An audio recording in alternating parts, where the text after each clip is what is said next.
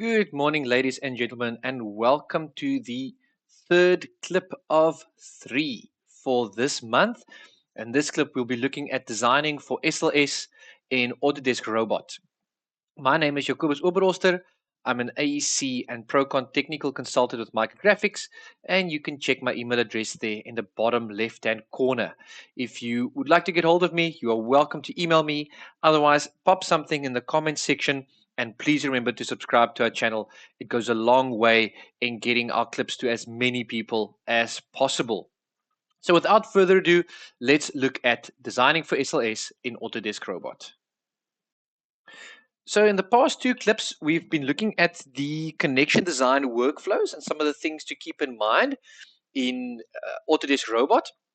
And what I'd like to do in this short clip is just look at how do we modify the steel member design workspace in such a way that we can check for SLS. So that would be our deflections.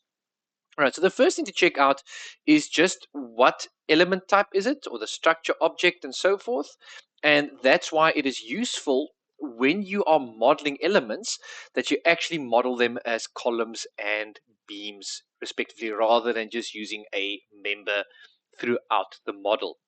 All right, so I just want to run my calculation again, make sure everything is running as it should. And then from here, I go to design and then steel member design. So this is the steel member design workspace. Now, what governs the SLS checks is actually the member type. So you can see that in the top right hand corner. So if I click on that, I can see that I've got a beam.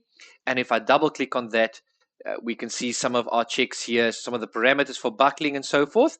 And then I can click on serviceability, and I can actually see that with the beam member type, there actually is an SLS check for member deflection in the Y and Z direction. So those would most likely be local. So Y would be horizontal and Z would be vertical for that member. All right, so we can see that it's 200. Y over L is Y over L over 200, so length over 200. And if we modify that, let's say we've got really, really tight deflection limitations. We go L over 100, basically. We say OK. And if we hit save, we'll see that we get this error. Beam is a default member definition. It is not possible to modify it. All right, so we cannot modify the beam member type.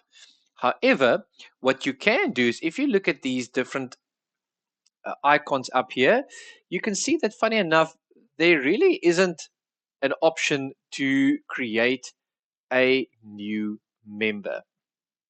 However, if you click, or rather not to create a new member, apologies, rather than copying one of these just as is, what we do instead is we click on the new steel member definition. You can see that references the selected member type. So that's pretty much how the copying process would work, in a sense of just copying a member type and then modifying it from there. So I've selected beam. I'm going to click on new steel member type definition, and I'm going to rename this member type to MGFX beam. All right.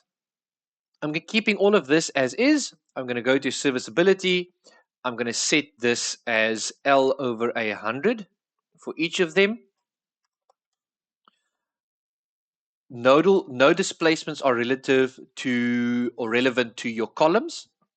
I can say OK. And you can see this time around, I can save. Just going to say yes and close. And there it is. All right, what we need to do then is actually apply it to these beams. So if I select these beams, it seems like it is applying it to each one of them. It's something we'd want to verify. So you can see here, I can't see any of the properties of this beam, so I have to go back to start, select this beam, and I can see, okay, MGFX beam, and so forth. So all of them are now the MGFX beam member type. Right, I'm going to run my calculation again. I'm going to go to design, steel member design. I'm quite happy with everything as it is, and I'm going to go for the calculations. All right, so let's have a look at what is going on in here. So we see that we've got our different ratios, etc., etc. If we click on one of these members, it opens up this dialog. And then what we're looking for, we have these simplified results, and we want to go for displacement. And we see here for some reason that the member deflection hasn't been checked. Why not? Well, it's a column. All right, so we just have to pay attention to that member over there. So I'm now going to look for a beam. So let's go for that one. As I click on it, the dialog opens. I go to displacement, and we can see there it's L over 100 is 5 centimeters. So that is the limit. And we see that our UZ deflection is just 0.1 centimeters. Our limit is 5 centimeters, and therefore it has been verified. So it passes its SLS check. We can go to each one of them. We know that all of them pass because if one of them actually fails in SLS, the member check itself would fail. All right, so the SLS check is part of the complete verification, and if anything in the displacement, even in displacement fails, we'll see that it's section not okay or some warning over here.